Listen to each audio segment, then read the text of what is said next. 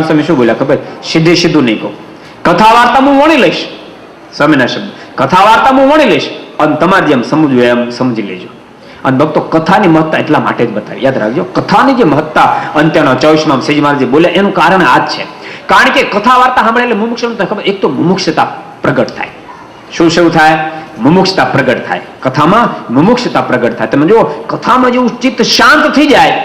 મારે મધ્યના 54માં અંત્યના બીજામાં એમ કે એવું કદાચ તમે માળા કરતા, જપ કરતા, ધ્યાન કરતા ત્યારે મન એટલું શાંત નહીં થાય.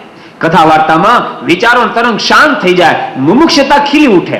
અને મુમુક્ષતા ખીલે પછી મોક્ષની બાબત કોઈ ગહન નથી. યાદ રાખજો, ગહન તો ત્યાં સુધી હોય જ્યાં સુધી આપણી અંદર બધતા પડે છે. જે સેકન્ડે મુમુક્ષતા ખીલી ઉઠે તે દાડે જીવાત્મા ગમે કરવા માટે તૈયાર થઈ જાય. મુમુક્ષને માટે કોઈ વાત ગહન છે જ નહીં. તમે કલ્પના કરો, ભોજ દેશના એ શ્રી ભક્ત મહારાજ કે લાધીબાઈ, મહારાજ લાધીબા ને એકવાર બોલા ને લાધીબા ને કે લાધીબા તમને અમારો કેવો મહિમા, મારે ને કે કૃપા ના તમથી અધિક શું હોય? મહારાજ કે એમ અમે કઈ એમ કરી શકાય? મહારાજ કે મારા શું ન થાય? મહારાજ કહો તો એક કામ કરો, કેટલા વર્ષથી આ વિધવા છો? 20 વર્ષ. મહારાજ કે સધવાના વસ્ત્રો ધારણ કરો, પગમાં ઝાંઝર પહેરો, કપાળમાં ચાંદલો કરો, માથામાં સિંદૂર પૂરો અને 16 શણગાર શરીરમાં સજો. અને પછી હમીર સરોવર થી પાણીનું બેડું ભરી અને તમે અહીંયા આવો, તમે સમજી તમને મહિમા છે. ભક્તજનો મુમુક્ષતા ખીલે ત્યારે શું ન થાય? લાધીબા કે મારા થશે. અને 20 વર્ષથી વિધવા રહેલા લાધીબાએ શરીરે સુંદર શણગાર સજ્યા, સુંદર વસ્ત્ર આભૂષણ ને ધારણ કર્યા, પગમાં ઝાંઝર પહેર્યા, કપાળમાં ચાંદલો કરો, માથામાં અડધા માથા સુધી સિંદૂર પૂરી અને પાણીનું બેડું લઈને આવતા હોય. અને બજારમાં જયારે નીકળ્યા લોકો પૂછવા માંડ્યા, અરે લાધી, આ 20 વર્ષે કોનું ઘર માંડ્યું? અને તે લાધીબાના મોઢામાં શબ્દ નીકળ્યા હતા, અરે 20 વર્ષે સ્વામી નારાયણનું ઘર માંડ્યું. એમ ખપ જાગે ત્યારે શું ન થાય? શું અસંભવ છે? ભક્તો બધતા ત્યાં સુધી પડી ત્યાં સુધી જીવના મનમાં થાય મારથી આ ન થાય, મારથી તે ન થાય, હું ન કરી શકું. અરે હું તિલક ચાંદલો કરીને જો જોબ ઉપર જાઉં તો મારા શેઠ મને આમ કે, તિલક ચાંદલો કરું તો મને નોકરીમાં આમ થાય. આ બધી બધ અવસ્થા છે ત્યાં સુધી છે. મુમુક્ષતા પ્રગટ થતાની સાથે દુનિયાની મોહબ્બતને ઉલાળી નાખે, જગતની મોહબ્બત એને આડી ન નડે. યાદ રાખજો, જગતની મોહબ્બત જ્યાં સુધી આડી નડે ત્યાં સુધી મુમુક્ષતા પ્રગટ જ નથી થઈ. મુમુક્ષતા પ્રગટ થાય ત્યારે કેવી સ્થિતિ નિર્માણ થાય? શ્રદ્ધાનો નાનકડો પ્રસંગ કહું. રામાનંદ સ્વામીના જૂના શિષ્ય બોધા કમાનગર હતા.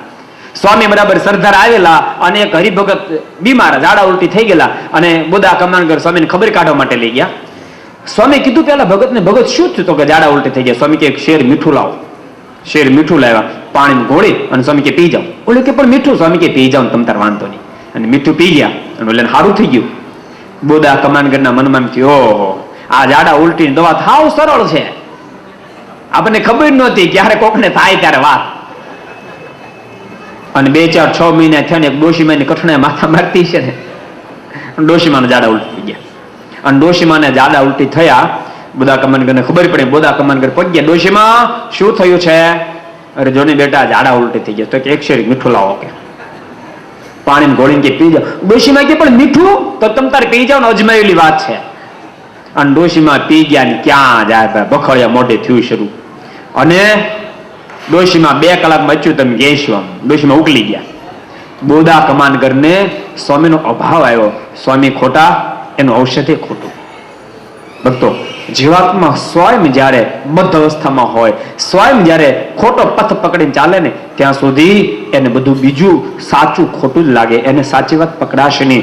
મુમુક્ષતા જ્યારે પ્રગટ થાય, મોક્ષની ભૂખ જ્યારે જીવાત્માને જાગે ત્યારે સાચી વાત સમજી શકે. ત્યાં સુધી સાચી વાત કોઈ દી ન સમજી શકે. અરે આપણે તો શું સ્વયં સર્વાવતારી પુરુષોત્તમ નારાયણ ધરા પર પધારણ સમજાવે ને તોય હા ન પડે. અને એમ જો આ પડતી હોત તો નિર્કલ્પાનંદ સ્વામી હાલતા ન થાત. ભગવાન સ્વામિનારાયણ કીધું, તમે મને કેવા જાણો છો મહારાજ? હું તો તમને સર્વોપરી ભગવાન જાણું છું. અરે સર્વોપરી ભગવાન જાણતો આના સિવાય ક્યાં મોક્ષ છે? બધી વાત સાચી, પણ હવે વાત નહીં મનાય. તમે કલ્પના કરો, બધ સ્થિતિમાં કોઈ વાત નહીં મનાય. મુમુક્ષતા જ્યારે પ્રગટ થશે, મોક્ષનો ખપ જાગશે ત્યારે વાત મને. એના એ બોધા કમાનગર યાદ રાખજો. સ્વામી જેવા મહાપુરુષોનો દ્રોહ કર્યો, અવગુણ સ્વામિનારાયણ પરિણામ એ સર્જાણું, બુદ્ધિ ભ્રષ્ટ થઈ અને વિચારનો પથ પકડ્યો. પણ ફરી વાર ભગવાન સ્વામિનારાયણ સરદાર આવ્યા અને મહારાજના દર્શન થયા. ભક્તોએ કીધું, મહારાજે બોધા કમાન કે બહુ સારા ભગત હતા, પણ હવે નથી આવતા. કેમ? તો બધી વાત બતાવી, મારે બોલાવો. મહારાજના દર્શન કર્યા. અને ફરીવાર મારના દર્શન થતાની સાથે કથા વાર્તા બેઠા કથા વાર્તા સાંભળતાની સાથે વળી બધ સ્થિતિમાંથી મુમુક્ષતા પ્રગટ થઈ અને મારને કે મને તમારી શરણે લો. મહારાજ મારી ભૂલથી મારે શરણે લીધા.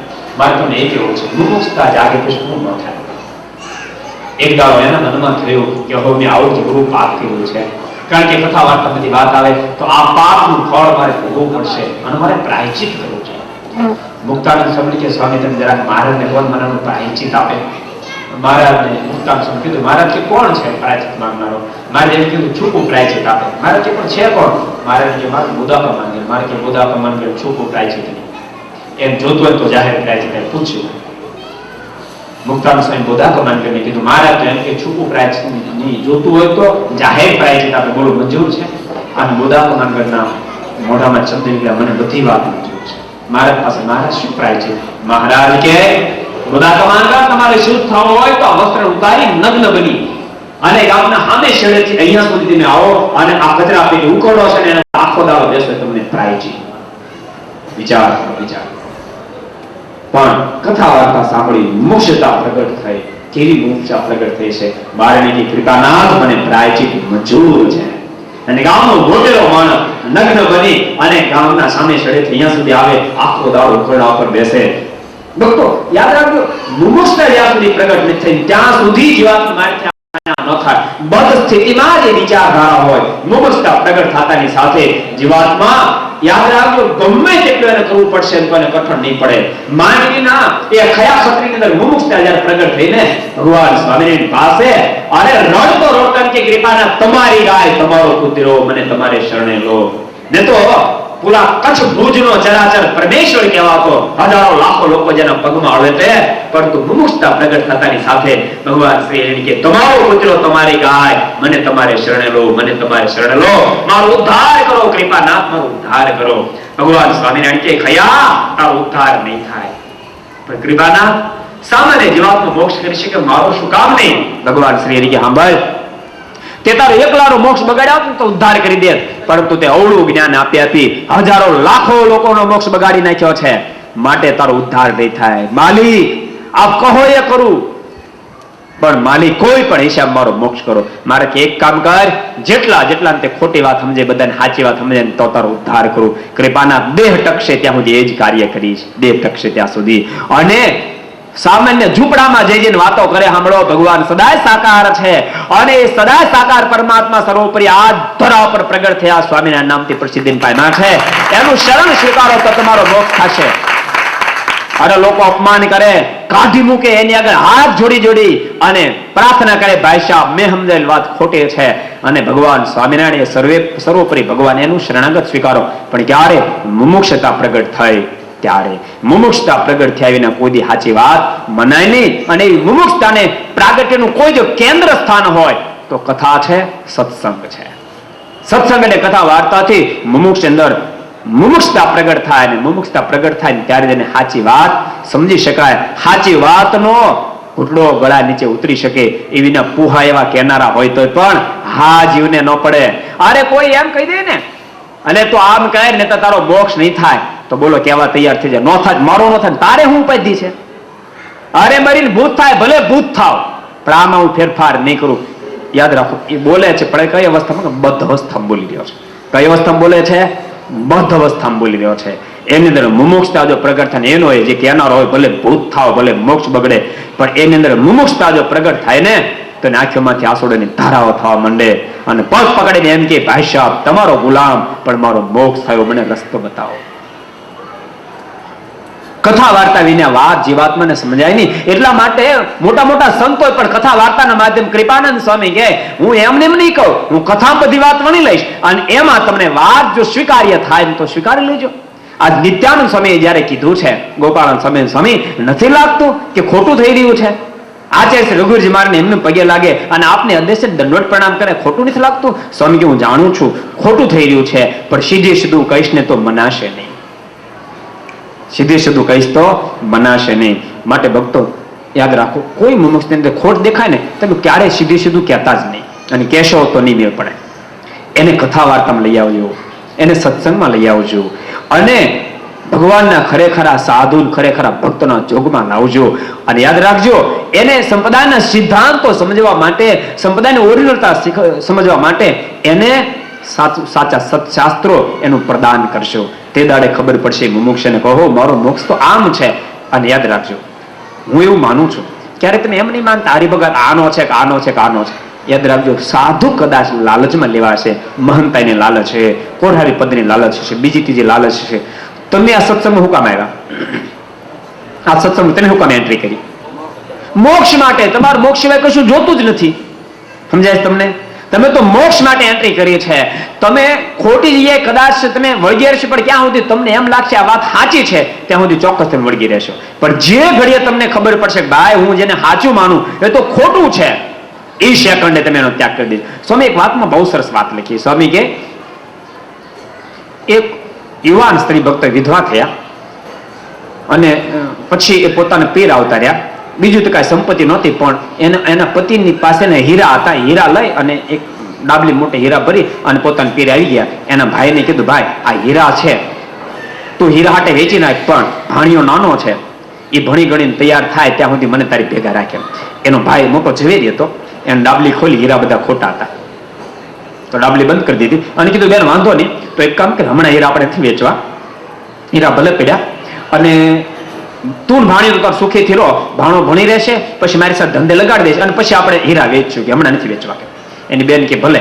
અને પછી ત્યાં બેન અને એનો ભાણિયા બંને રાખ્યા. ભાણિયો ભણી ગણી તૈયાર થયો, પછી ધંધામાં લાગી ગયો અને એ જબરો ઝવેરી થયો.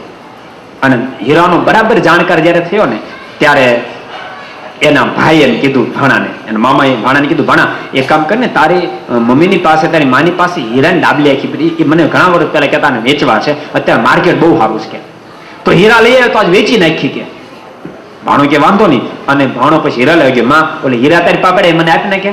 એની માં હીરાની ડાબલી આપી. એની માં હીરાની ડાબલી આપી, હીરા લઈ અને ભાણો આવતો રસ્તા વિચાર થયો લાઈ જરાક જોઉં તો ખરા કિંમત કેટલી ખૂબ જ છે. એની ડાબલી ખોલી, પણ હવે હું હતો ઝવેરી હતો. હું હતો ઝવેરી. ડાબલી ખોલી, ખબર આ તો ખોટા હીરા છે.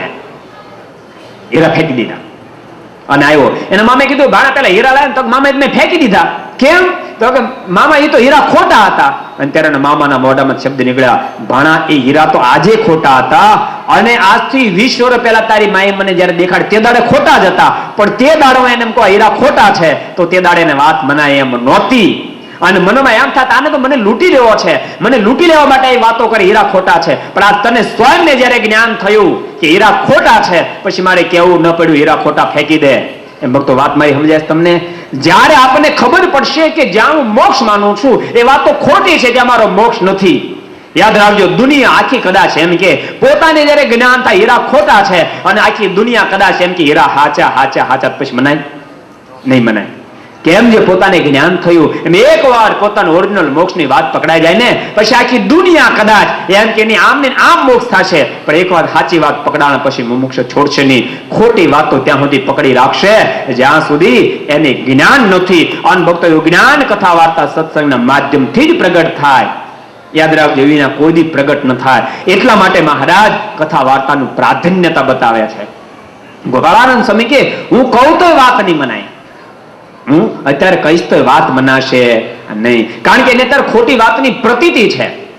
એને ઓરિજિનલ સિદ્ધાંતિ બીજી વાતની પ્રતીતિ છે, પણ હું મારા અનુસંધાનમાં જ છું. સ્વામી કે હું મારા અનુસંધાનમાં જ છું. અને ઘટના ઘટી, મને ઘડિયાળ આપજો ને ત્યારે મારો પછી મેળ નહીં રહે. ઘડિયાળ આપો, આ સફેદ ડાયલ વાળી આપજો.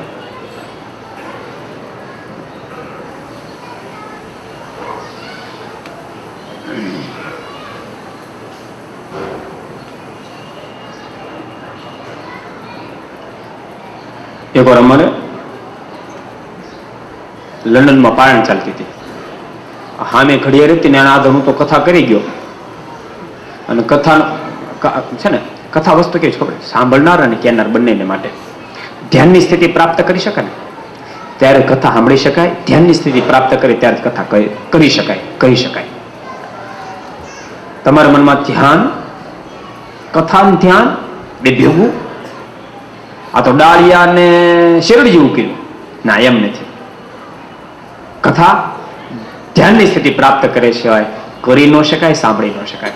ધ્યાન કોને કહેવાય?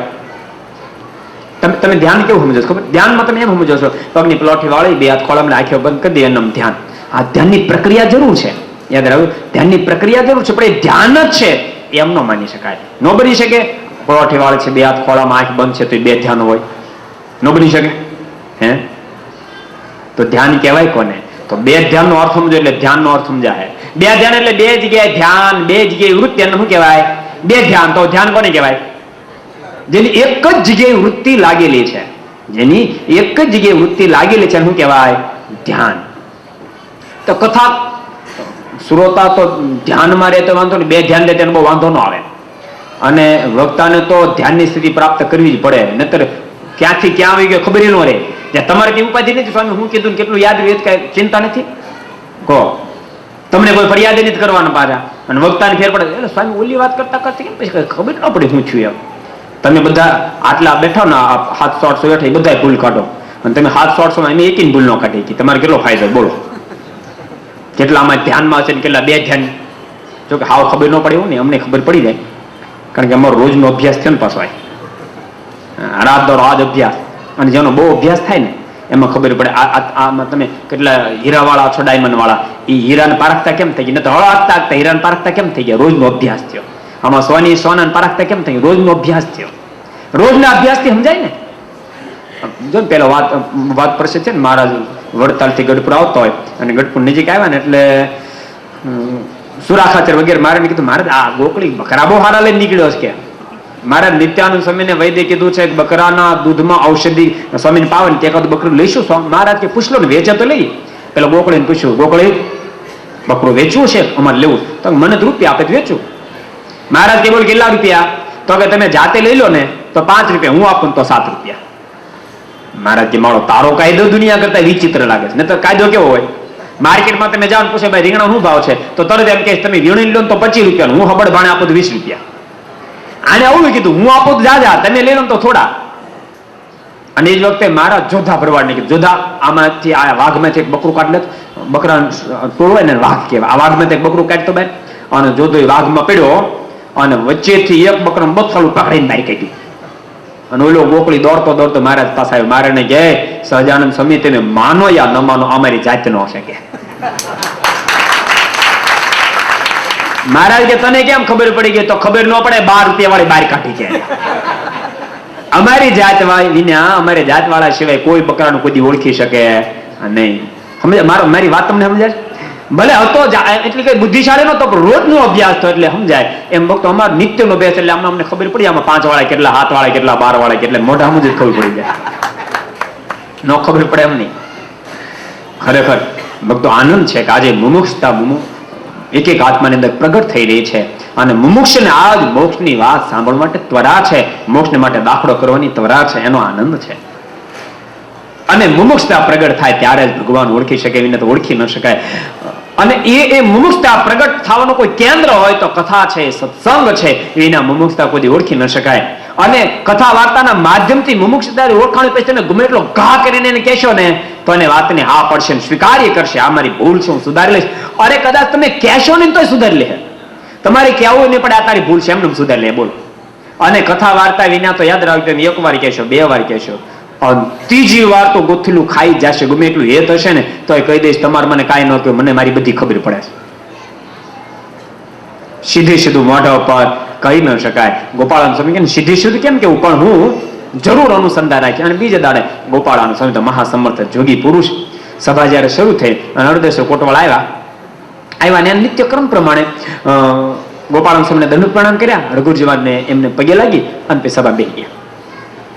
ગોપાળાન સ્વામીએ પોતાની બાજુમાં બેઠેલા કેશવદાસ સ્વામી એની સામે દ્રષ્ટિકીની સમાધિ કરાવી અને સમાધિને સીધા અક્ષરધામમાં મોકલ્યા. અક્ષરધામમાં ગયા પણ બધા ભક્તો મળ્યા કે સ્વામી આ કેશવદાસ સ્વામી શું થયું? સ્વામી શું થયું? તો સ્વામીને સમાધિ લાગી છે. એક કામ કરો, ઘરમાં મૂકી દો. ઓરડા અંદર મૂકી દીધા. આ બધું 1 દાડો, 2 દાડા, 3 દાડા છે પણ સમાધિ ઉતરે નહીં. અર્ધેશ્વર કોટવાળ ચોથે દિવસે સ્વામી કે પણ સ્વામી થયું શું? સમાધિ થઈ છે, ધામમાં વહી ગયા. ધામમાં વહી ગયા હોય તો કહો તો અગ્નિ સંસ્કાર કરીએ, અને સમાધિ ગયા તેને પાછા લાવો. કેટલા દાડા? ત્યારે ગોપાળાને સમજે સારું એને ઓરડામાંથી લાવો, પાછા લાવશો.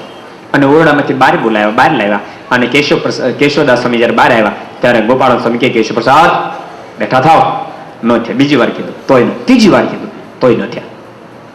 અને 3 વાર કીધા પછી જયારે ન થયા ત્યારે ગોપાળાનંદ સ્વામી કે અર્ધેશ્વરજી, સ્વામી ગયા છે તો સમાધિમાં, પણ મારી કેપેસિટી બહારની વાત છે, ફરી અને સમાધિમાંથી બહાર લાવી શકું. કોઈ સમર્થ પુરુષ હોય ને તો એને સમાધિમાંથી બહાર કાઢે. ભક્તો યાદ રાખજો, ગોપાલ સ્વામી સમર્થ નહોતા નહીં, મહાસમર્થ હતા, બધું કરી શકે તેમ હતા. પણ આપણે જે અબજો આત્માને સમજાવવા માટે કે જોજો તમે કદી પણ શ્રીજી મહારાજ સ્થાપિત આચાર્યથી ઓવરટેક થશો ની જિંદગીની અંદર, એ વાત બતાવવા માટે સ્વામી કે કોઈ સમર્થ પુરુષ હોય ને તો બહાર આવે, મારું કામ નહીં. અને એ વખતે અર્ધેશ્વર કોટવાળ કે પણ સ્વામી તમારથી કોણ અધિક સમર્થ હોય, તમે ના પાડો. અને ત્યારે ગોપાલ સ્વામી કે અર્ધેશ્વર તમારી ભૂલ થાય છે, શ્રીજી મહારાજના સ્થાને બિરાજમાન આચાર્ય મહારાજ અમથી અધિક છે, કારણ કે શ્રીજી મહારાજ પોતાનું ઐશ્વર્ય આમાં મૂક્યું છે.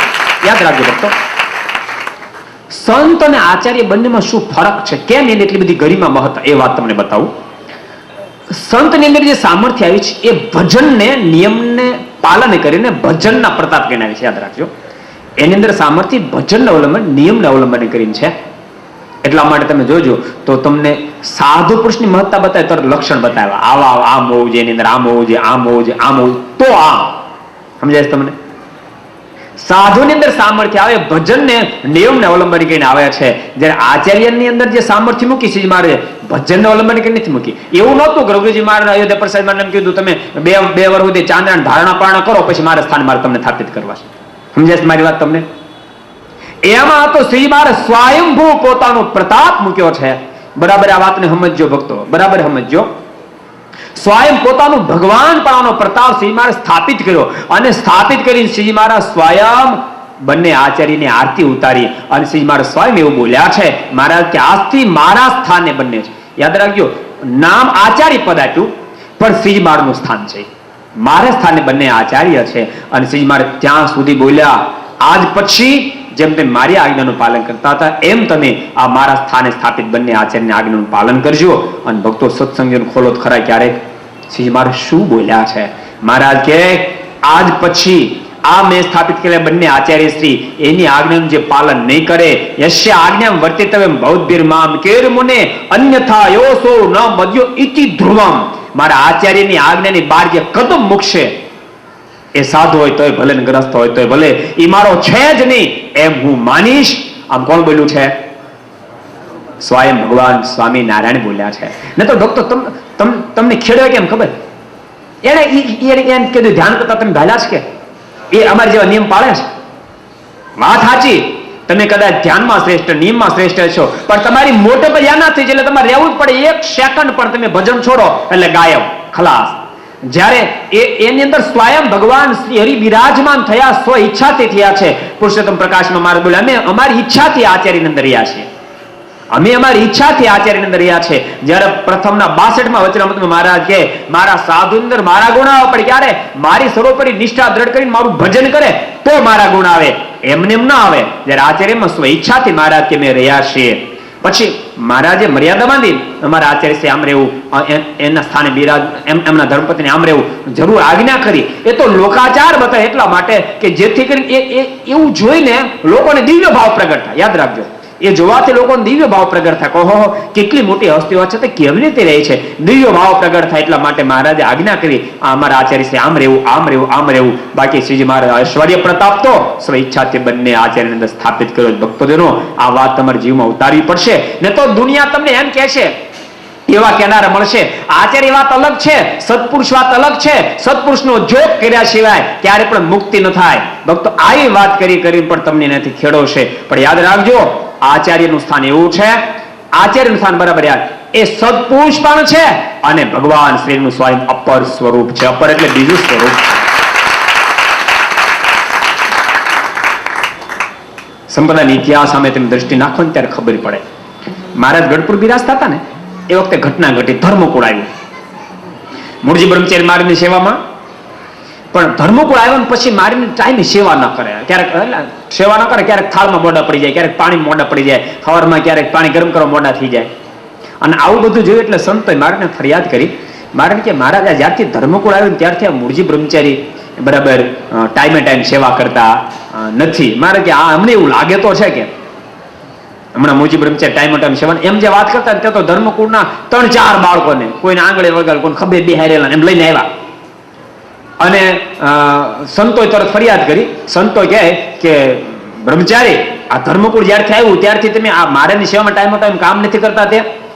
ત્યારે બ્રહ્મચારી શું બોલ્યા ખબર? પણ મારની સેવા કરનાર તો હજારો છે, આ બિચારા અજાણા દેશમાંથી આવ્યા છે, એની કોણ સેવા કરે, એની કોણ ખબર રાખે? એટલે મારી ફરજમાં આવે એવું મને લાગે એટલે હું સેવા કરું છું. અને આટલા શબ્દ સાંભળતા મહારાજના મુખમાંથી શબ્દ નીકળ્યા. મહારાજ કે અમારા અંતર્ગત અભિપ્રાય મૂળજી બ્રહ્મચારી સમજી શકે છે. મહારાજ કે ધર્મકુળની જે સેવા કરે ને હજારો ગુના હોય તો હજારો ગુનાને પણ હું માફ કરી દઉં. મારી સેવા કરે જેવો રાજ થાવ એથી અધિક ધર્મકુળની સેવા કરે પર રાજી થાવ. આ વખતો ઓરિજિનલ શ્રીમાળના શબ્દો હું તમને કહી રહ્યો છું. ઓરિજિનલ શ્રીમાળ શબ્દ. બીજો એક પ્રસંગ કહું. એક પાર્ષદ કાંક ગુનામાં આવ્યો, મહારાજ કાઢી મૂક્યો અને પાર્ષદને કાઢી મૂક્યો. પછી પાર્ષદ રડતો રડતો રઘુજી મહારાજ પાસે ગયો. રઘુજી મહારાજ કે સારું કે અહીંયા તમે અમારે ત્યાં રહ્યો ને મણા. હવે એ પાર્ષદને સેવમ રોકાણ એટલે કોક સાધુ પાછી મારને ફરિયાદ કરી. જો કે આ સ્વભાવ તો શું છે, શરીર છે ને એટલે ભેગા ભેગા આવ્યો હોય. મુક્ત હોય ને તો દેખાડે આ પૃથ્વી પર આવે એટલે એ એટલા માટે દેખાડે કે આપણે પાછળથી હરખારી એમ એટલા માટે એ નાટક બધા કરે. એટલે મારને ફરિયાદ કરી. મારને કે મારું એટલે પાર્ષદ કાઢી નો મૂક્યો એ ગયો નથી. મારે કે ક્યાં એ રઘુજી મારની ન્યા જો મારે કે બોલાવતા એમ મારે પાર્ષદને બોલાવ્યો અને મહારાજ કે એટલે તું ગયો નથી? રડવા મળ્યો. મહારાજ કે પણ ગયો નથી? મારે કે મહારાજ હું તો હમણાં રઘુજી મારની સેવામાં રોકાણો છું. અને ત્યારે શ્રી મારના મોઢા મોટો શબ્દ નીકળ્યો, એમ તું રઘુજી મારની સેવામાં રોકાણો? અને શ્રી મહારાજ કે અમારા આચાર્ય સેવામાં તું રોકાણો, આ તો તારો એક ગુનો હતો, તારા કદાચ લાખ ગુના હોત ને તો પણ તને માફ કરી દે. આ ગરિમા ભક્તજનો અને ભક્તો બહુ સનાતન સત્ય કહું, આ ગરિમાને આપણે ભૂલ્યા, આચાર્યની મહત્તાને ભૂલ્યા એટલે જ આ સંપ્રદાયનું વિભાજન પણ થયું. જેટલું વિભાજન પણ થયું આ વાતને આપણે ભૂલ્યા એનું જ આ પરિણામ છે. આપણે સારી કામ ચૂકી ગયા. જેની જે કેટેગરી હતી એ કેટેગરી સમજી ન શક્યા. અરે સ્વામી તો 5 કલાક ધ્યાનમાં બેસે છે, અરે સ્વામી તો 4 મહિના ધારણા પારણા કરીને ચાંદ્રાણી કર્યા, માટે આચાર્યની કરતા આપણે મહાન બની ગયા. આમ આપણી બુદ્ધિની અંદર વાત બેસી ગઈ અને પરિણામે બેની આજ્ઞા જયારે ભેળી થાય ને ત્યારે આપણે તપ કરનાર, વ્રત કરનાર, ભજન કરનારની આજ્ઞાનું પાલન કરશું, આચાર્યની આજ્ઞા ઉથલાવી નાખશું અને ભક્તો પરિણામે પોઝિશન નિર્માણ થઈ.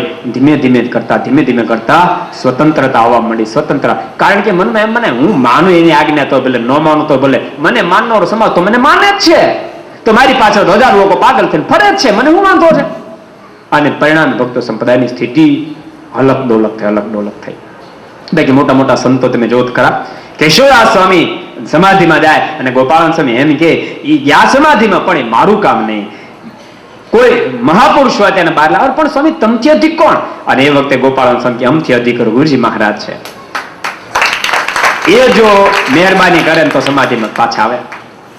અને અધ્યક્ષ કોટવાડને કીધું પ્રાર્થના કરો. ગુરુજી મહારાજને પ્રાર્થના કરીને કીધું બાપજી કેશવદાસ સ્વામી સમાધિ ને જરાક જાગૃત કરો ને.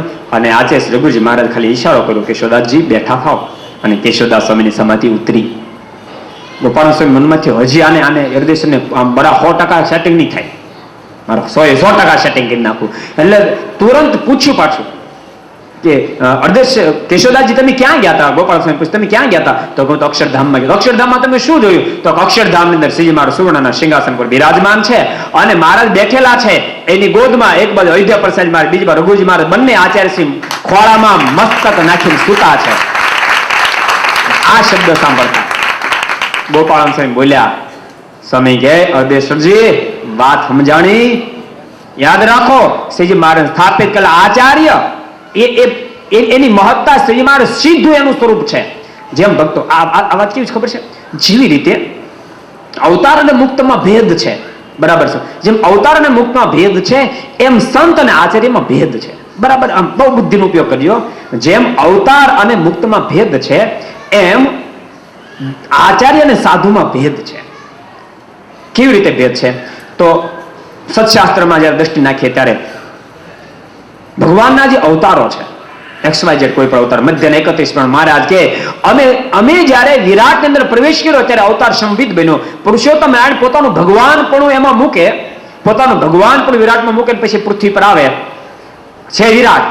મધ્ય 31 માં આવે કે વિરાટ નો રીતે બદ્ધ સ્વભાવ છે, એ તો તને બંધાઈ જેવા છે. બધ સ્વભાવ હોવા છતાંય પણ જ્યારે એની અંદર પોતે સ્વયં પુરુષોત્તમ ભગવાન પણ મૂકેલ પૃથ્વી પર આવે પછી એ અવતાર કહેવાય અને અવતારને ક્યાંય બંધન ન થાય. બરાબર સમજો, અવતારને ક્યાંય બંધન ન થાય. જ્યારે ગોપાલ સ્વામી વાતોમાં એવું લખે અક્ષરધામનો મુક્ત પૃથ્વી પર આવ્યો હોય. કોણ?